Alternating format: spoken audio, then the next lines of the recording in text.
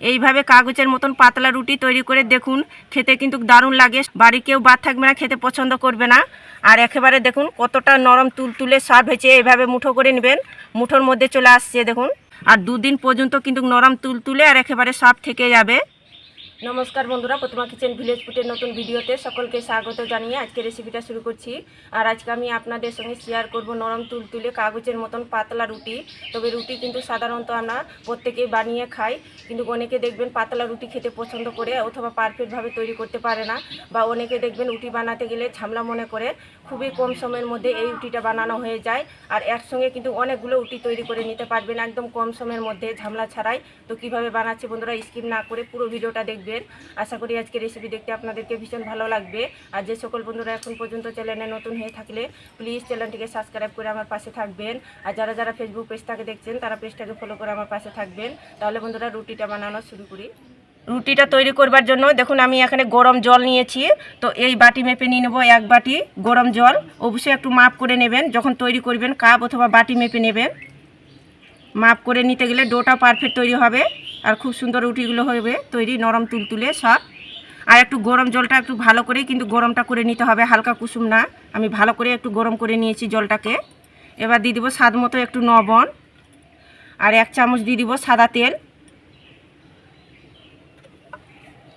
খুব ভালো করে একটু মিক্স করে নেব গরম জলের মধ্যে।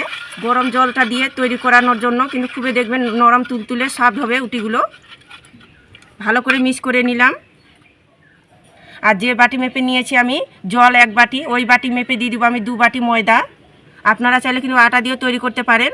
আর ময়দা দিয়ে তৈরি করতে গেলে একদম সাদা ধপধপে তৈরি হবে রুটিগুলো। যেহেতু জলটা একটু গরম আছে তার জন্য আমি চামচ দিয়ে প্রথমে কিন্তু মেখে নেব।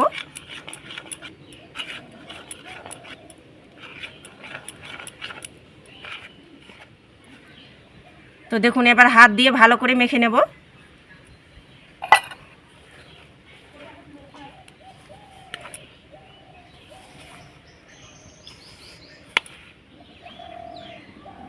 আর এই রুটিটা বানানো এতটাই জলের মতন সহজ, যারা কোনো দিন রুটি বানাতে পারে না বা কোনো দিন বানায়নি তারাও কিন্তু খুব সহজে তৈরি করে নিতে পারবে কোনো রকম ঝামেলা ছাড়াই।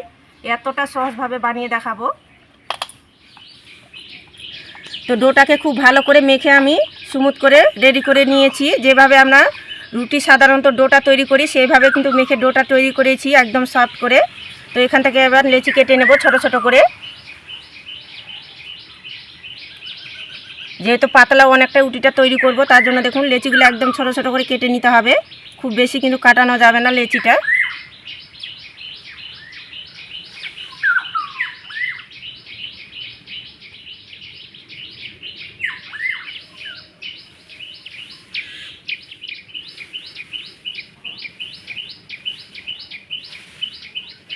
তো দেখুন একইভাবে করে লেচিগুলো কেটে নিয়েছি। একটা লেচি নিয়ে হাতের মধ্যে গোল করে নেব,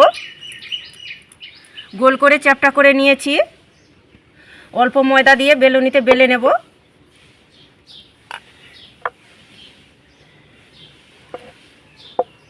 প্রথমে কিন্তু একটু মোটা করে বেলে নেব আর ছোট করে গোল করে নেব। তো দেখুন এইভাবে করে একটু মোটা করে বেলে নিয়েছি। সবগুলো যে লেচিগুলো আমি কেটেছি তো একইভাবে করে সবগুলো বেলে নেব। একইভাবে করে সবগুলো বেলে নিয়েছি। আর গোল করে যদি অসুবিধা হয় বেলানো তাহলে গ্লাসের মাপ দিয়ে কেটে নিতে পারেন অথবা বাটি দিয়ে কেটে নিতে পারেন। আর একই মাপ করে কিন্তু তৈরি করতে হবে। আর একটা লেচি নিয়ে নিয়েছি, এর মধ্যে সাদা তেল এইভাবে করে একটু লাগিয়ে নেব হাত দিয়ে। দেখুন এইভাবে করে একটু ভালো করে লাগিয়ে নিতে হবে। এবারে একটু শুকনো কর্নফ্লাওয়ার ছড়িয়ে দেব। দেখুন এইভাবে করে একটু ছড়িয়ে দিলাম। আবারও আমি একটা সমান করে বসিয়ে দেব এইভাবে করে। আর দেখুন প্রতিটা কিন্তু সমান মাপ করেই কিন্তু কেটে নিয়েছি, আমি তৈরি করে নিয়েছি। এবার আমি সাদা তেলটা লাগিয়ে নেব। এবারও আমি শুকনো কর্নফ্লাওয়ার ছড়িয়ে দেব। দেখুন এইভাবে করে। আবারও একটা লেচি বসিয়ে দেব।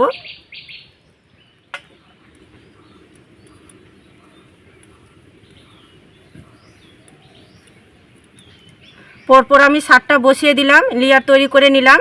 হাত দিয়ে দেখুন এইভাবে করে একটু চেপে একটু চ্যাপটা করে নেব, একটু বড় করে নেব। সমানভাবে এইভাবে করে চাপটা দিতে হবে।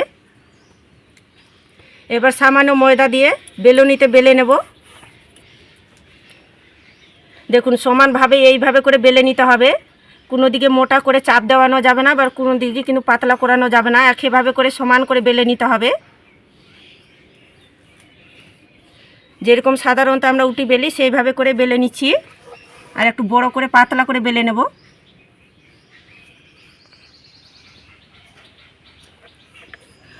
তো পাতলা করে বড় করে আমি বেলে নিয়েছি। আর এক সমানভাবে কিন্তু একটু পাতলা করে বড় করে বেলে নিতে হবে। এই দেখুন এইভাবে করে আমি পাতলা করে বেলেছি। এবার আমি উটিটাকে ভেজে নেব। তার জন্য আমি উনুন ধরিয়ে একটা ফ্রাই প্যান বসিয়ে দিয়েছি। এবার ফ্রাই প্যানের মধ্যে দিয়ে দেবো উটিটাকে। হালকা যখন নিচ সাইডটা হয়ে আসবে তবে কিন্তু এইভাবে করে উল্টে পাল্টে দিতে হবে। আর দু পিঠে খুব ভালো করে কিন্তু সেঁকে নিতে হবে হালকা আছে। দেখুন এইভাবে করে একটু খুন্তিটা দিয়ে করে নিচ্ছি, তাহলে খুব সুন্দরভাবে স্যাকটা তৈরি হবে।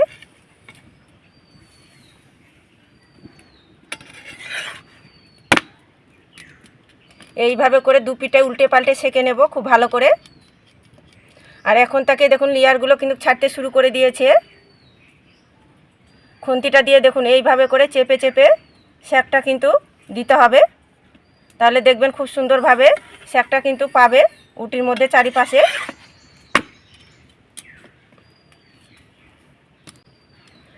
আর এই দেখুন দু পিঠে সেকার পরে কি সুন্দরভাবে ছেড়ে যাচ্ছে, দেখুন আলাদা হয়ে যাচ্ছে। এই যে দেখুন একটু সাবধানে তুলে নিতে হবে, অনেকটাই পরিমাণে গরম আছে। আর দেখুন কি সুন্দরভাবে ছেড়েও যাচ্ছে। দেখুন এই যে দেখুন কত সুন্দরভাবে ছেড়ে গেল আর কতটা পাতলা হয়েছে। দেখুন হাতের মধ্যে এইভাবে করে নিচ্ছি, হাতের ছাপটা কিন্তু বোঝানো যাচ্ছে। দেখুন এতটা পাতলা হয় এই উটিগুলো। এইভাবে করে ভাজও করে নিচ্ছি, দেখুন ভাজ হয়ে যাচ্ছে। আবার আমি এটাকে উল্টে দেব। এবারে দেখুন কি সুন্দরভাবে ছেড়ে যাচ্ছে। প্রতিটা কিন্তু দেখুন আলাদা আলাদা উটিগুলো হয়ে যাচ্ছে। আর এইভাবে করে হাত দিয়ে একটু ছাড়িয়ে নিতে হবে। এই যে দেখুন কি সুন্দরভাবে উঠে যাচ্ছে, একটুকু কিন্তু লেগে যাচ্ছে না। দেখুন প্রতিটা উটি কিন্তু কতটা পারফেক্টভাবে হয়েছে। এই যে দেখুন কি সুন্দরভাবে ছেড়ে গেল আর কতটা সাদা ধপধপে হয়েছে। দেখুন এইভাবে করে মুঠো করে নেবেন, মুঠোর মধ্যে কিন্তু চলে আসবে।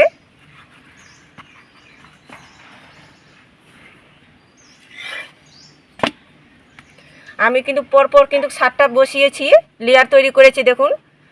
আর পরপর কিন্তু আমি তুলে নিচ্ছি আর কি সুন্দরভাবে ছেড়েও যাচ্ছে। দেখুন এই যে কত সুন্দরভাবে তুলে গেল।